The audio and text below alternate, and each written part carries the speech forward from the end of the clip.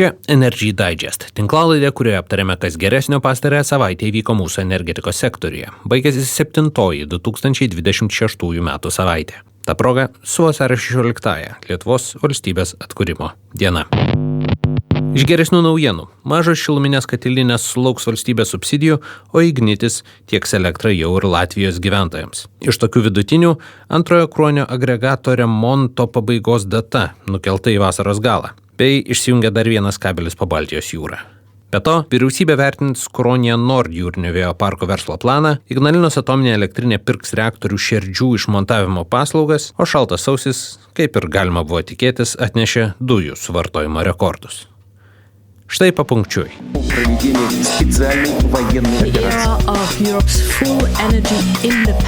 NATO is launching Baltic Sentry. Goodbye Russia, goodbye legend. Pradėkime nuo jūrinio vėjo verslo plano. Vyriausybė tikisi iki birželio pabaigos susipažinti su jūrinio vėjo parko Kruonija Nord verslo planu. Tai tas pats 700 MW galios jūrinio vėjo parkas, kurį vysto valstybės valdoma Ignitis grupė. Projektui gali prireikti apie 3 milijardų eurų, tačiau pastaraisiais metais šios prognozės labai svyravo. Žygimantas Vaičiūnas, energetikos ministras, teigia, kad taip siekiama patikrinti, ar bendrovės skaičiavimai leidžia tikėtis pelningo projekto. Jis pripažįsta, kad nuo šio projekto likimo priklauso ir antrojo parko likimas. Suprask, jei Kruonija Nord nebus, bus galima rengti naują aukcioną. Ministras vėjo parkus be paramos vadina labiau išimtimi negu taisyklę ir abejoja, ar Lietuvoje jį pavyktų įgyvendinti dabartinėmis sąlygomis. Energetikos ministerijos interesas čia yra neigiamas poveikis elektros kainoms, ypač dabartiniu pikų laikotarpiu. Tačiau planas bus pristatomas finansų ministerijai, kuriai istoriškai labiau rūpėdavo bendrovės į biudžetą mokami dividendai. Pati bendrovė yra ne kartą sakiusi, kad į projektus investuoja tik tada, kai tikisi bent 100 bazinių punktų premijos virš mūsų svertinės vidutinės kapitalo kainos, o jei projektas rizikingesnis, premija gali siekti ir 200-300 bazinių punktų. Kodėl visą tai svarbu? Pirma, energetikos ministras užsimena apie tai, ką dalis stebėtojų sakė jau gana anksti.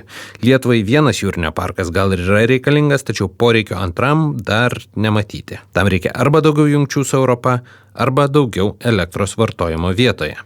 Taip pat nerimaujama dėl projekto pelningumo. Jei prireiks, galima projektą atšaukti, kol neatliktos didžiosios investicijos. Dėl jų bendrovė planuoja spręsti 27 metais. Dabar, kai projekte oficialiai neliko užsienio investuotojo, tai padaryti galėtų būti visai nesunku.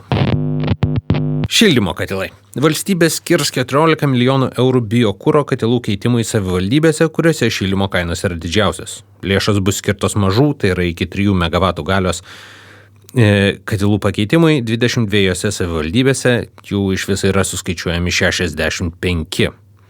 Katilų pakeitimas, manoma, galėtų šilumos kainą sumažinti apie 15-20%.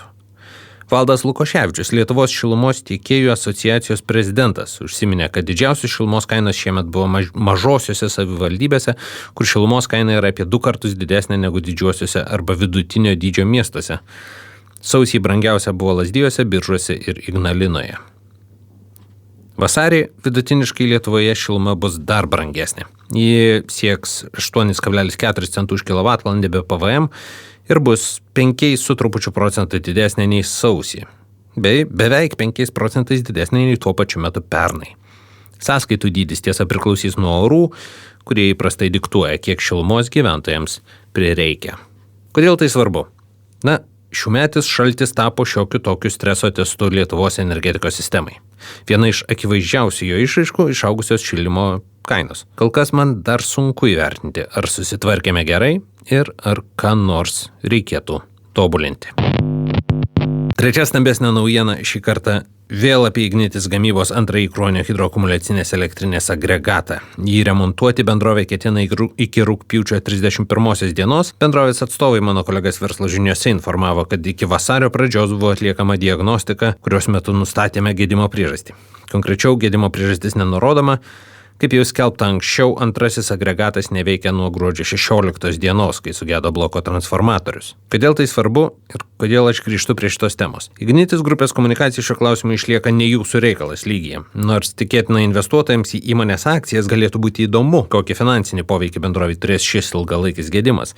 Mat 10% įmonės skelbiamo atsinaujinančios energetikos portfelio bus neprieinama bene 3 metų ketvirčius. Agregatas šia prasme yra sudėtingas. Kruonio hidroakumuliacinės elektrinės priskirimas žaliosios energetikos, arba kaip bendrovė vadina žaliųjų pajėgumų segmentų, jau yra savaime šioks toks investuotojų klaidinimas. Be to, Kruonis dar ir uždirba pinigus neįprastais būdais. Dalį iš rezervo paslaugų elektros sistemų valdytojams ir dalį iš elektros kainų skirtumo. Todėl šlubo Kruonio poveikis listinguotos įmonės finansams, tai yra Ignitis grupės finansams, nėra akivaizdus. Tačiau net ir savo įprastoje akcijų biržos sistemoje investuotojai kol kas apie tai nieko nesužinojo. Galbūt kas paaiškės, kai bendrovė skelbs finansinius rezultatus vasario 25 dieną. Na ir kiti dalykai. Ignalinos atominės elektrinės, dabar besivadinančios Altra. Kažkaip taip. Šių metų viešųjų pirkimų skirtų jėgainės uždarimo darbams vertė sieks daugiau nei 450 milijonų eurų ir 400 milijonų iš jų bus skiriama branduolinių reaktorių šerdžių ir su jomis susijusių konstrukcijų išmontavimai. Be to ir po to susidarančių atliekų tvarkymai. Jei gerai suprantu, tai bus technologiškai bene sudėtingiausia ir ko gero įdomiausia Ignalinos atominės elektrinės demontavimo dalis. Ignitis antrinė įmonė Ignitis Latvija pradėjo tiekti elektrą Latvijos gyventojams.